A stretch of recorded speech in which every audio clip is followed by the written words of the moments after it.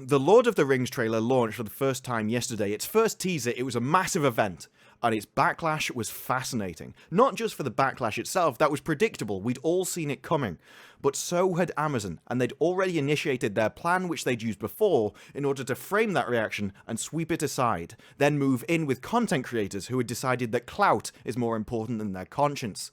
This is something that we've seen before, not just for other franchises, but by Amazon themselves. They'd already done it, step by step, number by number, with the Wheel of Time, even down to the people that were doing it. The Wheel of Time is getting a Season 3, by the way, that's now been confirmed.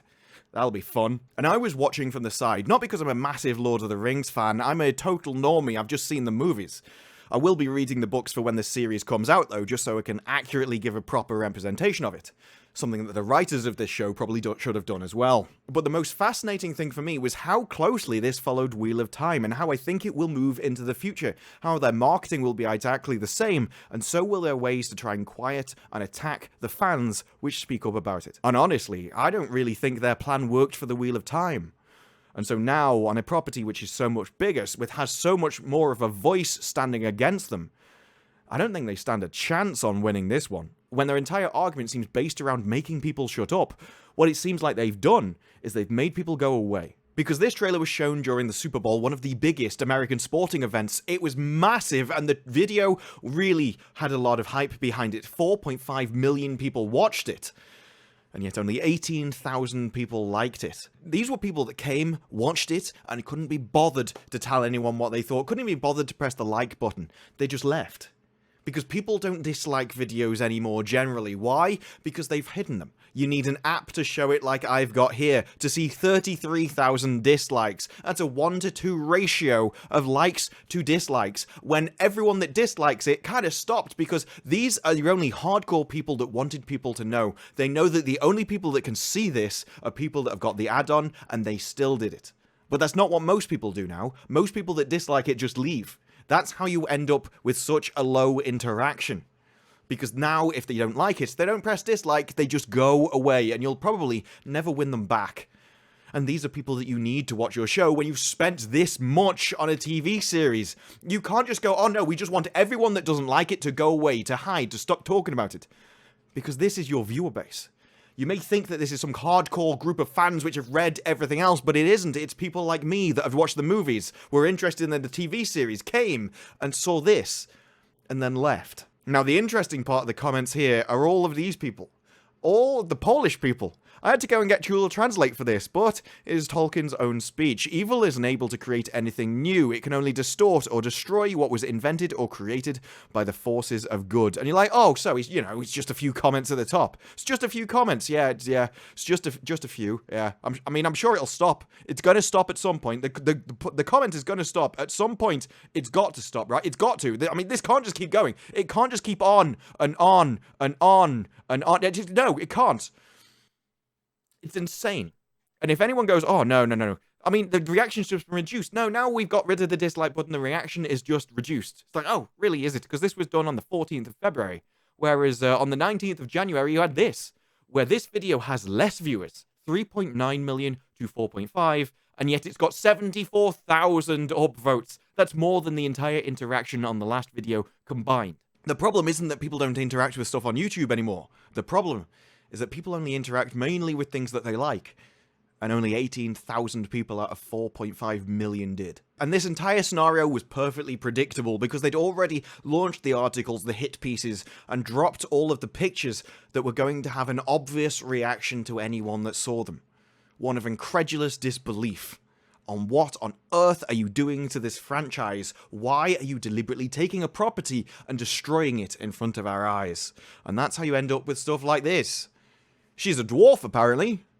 Pretty amazing. Yeah, this makes a lot of sense. A dwarf who lives underground and yet has all the melanin in the world required to protect themselves from the sun, which they never see. Yep, that makes a lot of sense themselves. Then you've got the whole fact that dwarven women have beards. That's been brought up many times with regards to Lord of the Rings, but it's actually not just Lord of the Rings. That's just a dwarf thing. That's a common joke among anywhere dwarves go across all of fantasy. You don't even have to know Lord of the Rings to know that's wrong, but apparently the showrunners don't even know that themselves. Then we've got this, which I assume is them trying to pervert the idea of what a dark elf is, It actually means that they live underground again, so this makes zero sense themselves. And then you've got this person leading an army. I mean, I think it's meant to be this guy. Hang on, is that the guy? Is that the man? Is that the man? I don't know. I think this is the man, you know, surrounded by all the big flashing lights with the big long... person who's leading the army is the man, as far as I'm aware, but this one you would assume was leading the army because of the armor, but apparently... that makes this the woman. So I don't know. I mean, one of them is and one of them isn't. I don't know. I can only assume I've got to leave it up to one of these Tolkien scholars. And while I'm sure there are people at Amazon who really wanted a show that was going to make them a lot of money, that is their main intention, that they bought this franchise to make money. They put it in the hands of people that don't care about money. They're not the ones spending it. They're not the ones trying to make it. They have a message. They have an idea. And they have a plan of how they're going to get it. And these are people which look down on anyone that disagrees with them. Anyone that likes the original property, they despise. Because they despise you, they despise the fans, and they despise the very IP itself. Because it was never what they wanted it to be, and they think they can fix it. Now, the way Amazon handled the backlash to the Wheel of Time was very simple. We move into Reddit, and we get anyone that doesn't like it banned from the Reddit. We move into the various different content creator space, and we give them... we don't pay them off as such. That would be very wrong. No. We just give them certain interviews. We put them into certain positions of privilege, you could say, above other people, in the public eye. And then we get them to present things. We get them to interview people. And we get them on side with destroying the thing which made them create their accounts in the first place. And this is easier than you think. These content creators may have already leaned towards that side. They may be sympathetic to the idea that, yes, this property was fundamentally wrong and it can be fixed, and together we can do this. And hey, if it gets them more subs along the way, that's just a nice benefit, right? Even if it means attacking the very people who are supposed to be their viewership, the very people that are supposed to get them there, the people that they want to read and watch their stuff, they don't care about that. No. Because if you don't support them, they don't even want you in their space. We want to clearly state that the toxicity you saw yesterday does not represent the Lord of the Rings fandom, nor the views of Tolkien himself. Those nasty comments are agitators. They're agitators, they're rebels. They're the filth under the street. Those are the people rebelling against the Empire. And we are there to support the Empire and crush them. Who know nothing about Tolkien. They don't know the truth about Tolkien. We do. We're the scholars. We know his true vision. And it's not what he wrote. It's what we say it is. And are fighting a culture war that they created. Fans don't deserve the toxic drama. Because you're not the fans. They are. The fans are whatever they say they are. The IP is whatever they say they are. The evil empire has come and they are lording it above everyone. And the rebels, normally universally deemed to be the good guys, are objectively attacked, discriminated against, and cast out. And I'm the kind of person like, no, anyone's welcome in the kind of places that I am. I'm never going to go and say to any of my viewers, you can't be here, you can't watch this. And I'm sure I say things that people who are viewing disagree. And you can have views against mine. I don't care. But the moment you start saying that I can't have my views, that I can't do something, that I can't be in an area, oh no, we flip it around. It's like, no, you first. Because I'm very much in the thing that you should treat people how you want to be treated. And so therefore, I will give them the respect of treating them by their own rules, by their own morality. And if they think that people need to be kicked out of a fandom, then I only have one thing to say. You first. And the OneRing.net has been doing this for a long time. They wanted to side with the evil empire, and they've been attacking the fanbase on their behalf since the beginning.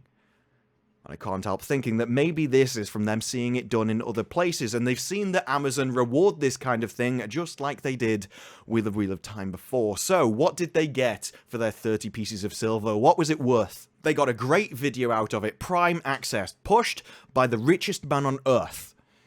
And they got 14,500 views with a like-to-dislike ratio very, very similar itself. And this is a video that I might cover in more detail because it is very, very funny. Not only do they have massive audio issues for the entire way through, and I mean, hey, look, I'm not one to talk about audio issues.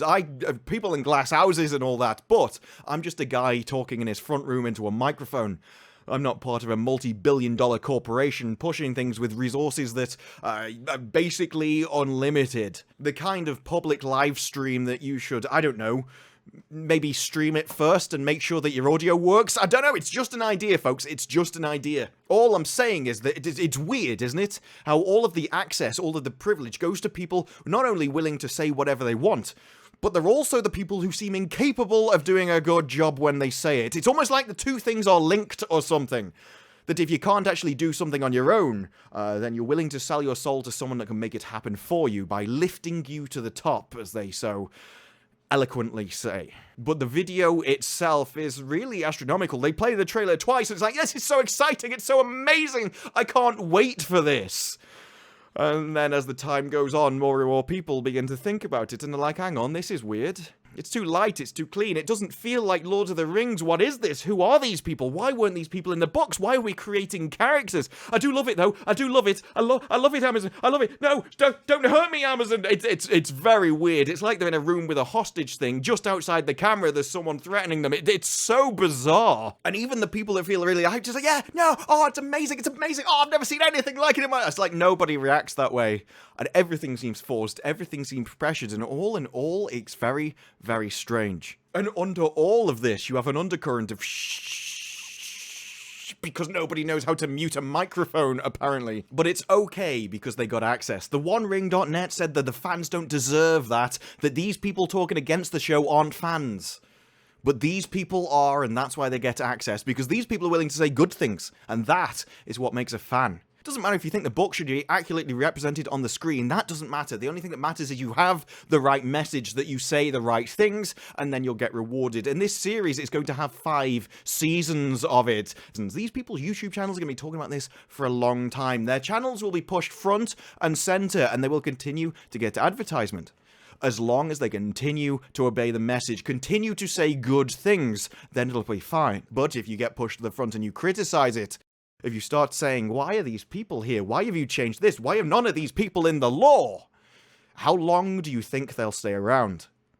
Because none of that happened with the Wheel of Time. No matter how bad that show got, nobody who was in the inner circle dared say anything against it. And in one video where he did, the next video he apologized for it. That's weird. It's weird, that isn't it? And I can understand it. If you've built an entire channel around one thing, and that thing gets adapted, it's turned into a major TV series, you've only had the films to talk about before, and now you've got 5 seasons of content, and you're being pushed to the front. I can understand why some people would be willing to sell what they have down the river just so they can get the access. I get it.